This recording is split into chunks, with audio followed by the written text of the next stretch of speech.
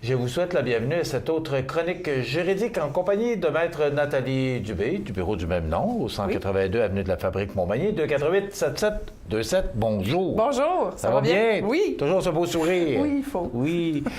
Nathalie, aujourd'hui, on va parler de succession et de compte électronique. Oui. Qu'en est-il? Qu'est-ce qui arrive avec si un proche est décédé, vous voulez fermer les comptes Hotmail, Facebook, Twitter et autres d'un défunt? Est-ce qu'on a le droit d'abord de le faire? Bien, on va voir chacune des entités. C'est sûr qu'aujourd'hui, notre vie se passe beaucoup sur Internet, donc on a des comptes de toutes sortes.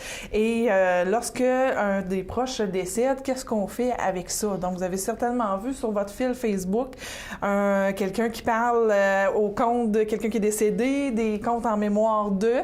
Donc, ce que je veux faire aujourd'hui, c'est un peu des informations en vrac sur certains comptes, qu'est-ce qui peut arriver, puis qu'est-ce qu'on peut faire pour aider nos proches lorsqu'on ne sera plus là avec nos comptes Internet qui sont ouverts. Le premier, on en a parlé, Facebook. Donc, à peu près, j'ai pas les statistiques, là, mais qui n'a pas un compte Facebook? Puis ceux qui n'en ont pas, bien, ils ont soit leur mari qui en a un, puis ils vont vous zioter de temps en temps. Et ceux qui n'en ont pas vont probablement en avoir un prochainement. C'est ça.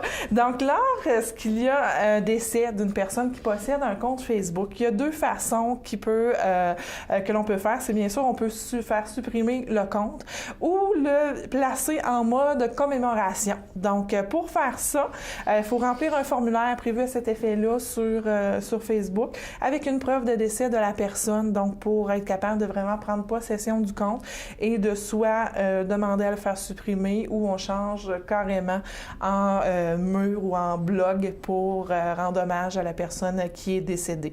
Donc, c'est vraiment de cette façon-là que ça peut procéder. On en voit des fois qu'il y a des gens qui ne sont pas occupés de ça, puis on a des rappels d'anniversaire, donc c'est la fête de telle personne aujourd'hui, on sait qu'elle est décédée, mais on peut vraiment faire fermer le compte même si on n'a pas le mot de passe Est-ce qu'il y a un délai? qui s'applique. Un délai pour la fermeture? Ouais. Bien, si on ne s'en occupe pas, Facebook ne peut pas savoir que la personne est décédée, donc le compte reste, puis on voit des publications, des rappels d'événements.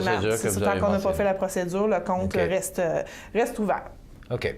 Est-ce que les comptes se ferment automatiquement après une certaine période d'inactivité selon les proches? Ça veut dire qu'absolument, il faut que ce soit... Il faut faire une démarche. Il faut faire la démarche, elle est importante. C'est ça, ça se ferme pas tout seul. Ça se ferme pas. Même par inactivité, là, ça se ferme pas automatiquement. Non, ça se ferme pas non plus. Comme moi, si je décide que je vais plus sur mon compte Facebook, plus de publications, je me connecte jamais, le compte n'est pas supprimé, il faut que je pose un geste pour le supprimer. Un peu la même chose pour Twitter, donc certains utilisent ce réseau social. Qui est un peu moins connu. Un peu moins connu. Ouais. Celui-là, c'est un courriel, un fax et tout ça. Il y a toujours un formulaire pour faire fermer le compte. Celui-là, il n'y a pas de compte en mémoire de. C'est vraiment une fermeture. Et on peut recevoir une copie de tous les tweets qui ont été faits par la personne. Donc, la succession peut recevoir les communications. Ensuite, on a Outlook. Donc, on peut avoir copie des courriels, des pièces jointes, de la liste de contacts du compte outlook.com. Donc, d'un proche décédé, il faut communiquer avec le responsable des enregistrements du compte à ce moment-là.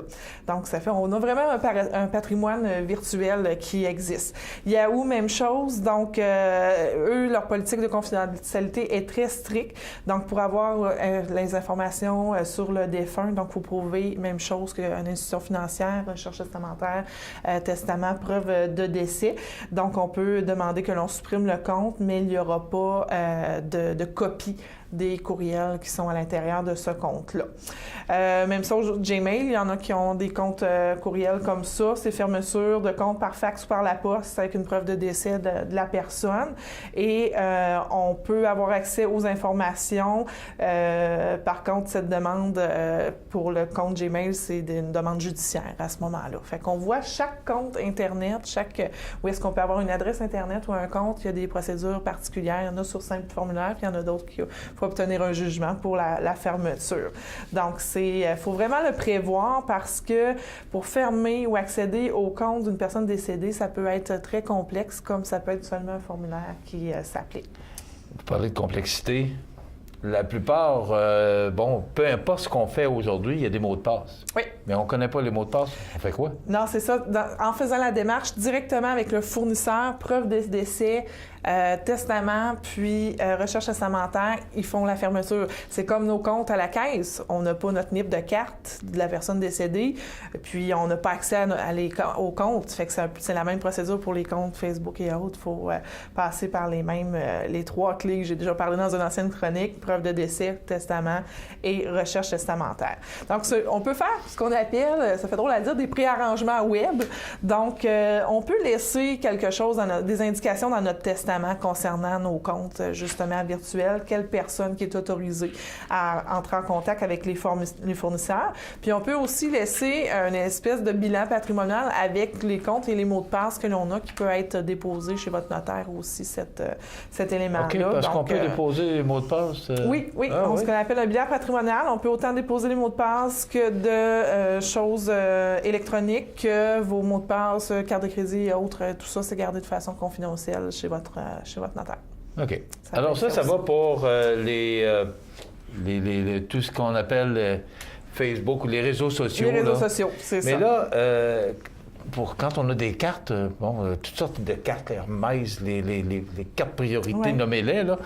Qu'est-ce qui arrive avec ça? Oui, bien, je trouvais ça intéressant aussi le pendant. On a le virtuel, mais on a aussi toutes les cartes qu'on utilise à certaines épiceries ou pharmacies. Bien, moi, je trouve ça important parce qu'aujourd'hui, on a toutes les cartes fidélité. C'est ça. Puis on les dépasse pas, on veut les ramasser. Pouf, on décide. Bon, est-ce que ma famille pourra bénéficier de ces points-là? Ça dépend. Il y a des points qui meurent avec nous. Donc, tout ce qui est PC+, Pharmaprix, Métro et moi, carte de crédit Mastercard, Capital One, ça, c'est les 4 entités où est-ce que les points... On est décédé, tout est perdu, notre époux, notre épouse, nos enfants ne peuvent pas bénéficier de ces points-là. Il y a certaines cartes qui ont une seconde vie pour les points. Donc, je vais vous en nommer quelques-uns. Donc, David City, la carte Inspire, la SAQ. Donc, avec le service à la clientèle, on peut, avec l'acte de décès aussi, si le défunt a laissé un numéro de compte et son mot de passe, on pourra transférer nous-mêmes les points dans le compte de celui qui en hérite. Mais encore une fois, il faut le mot de passe pour ça. Fait que ça peut devenir un peu embarrassant, justement, ces comptes-là, si la personne n'a pas soit laissé dans une enveloppe avec les mots de passe accrochés avec le testament ou avoir déposé un bilan patrimonial chez le notaire. Aréoplan aussi, donc ça peut être transféré sur demande, donc dans un autre compte Aréoplan.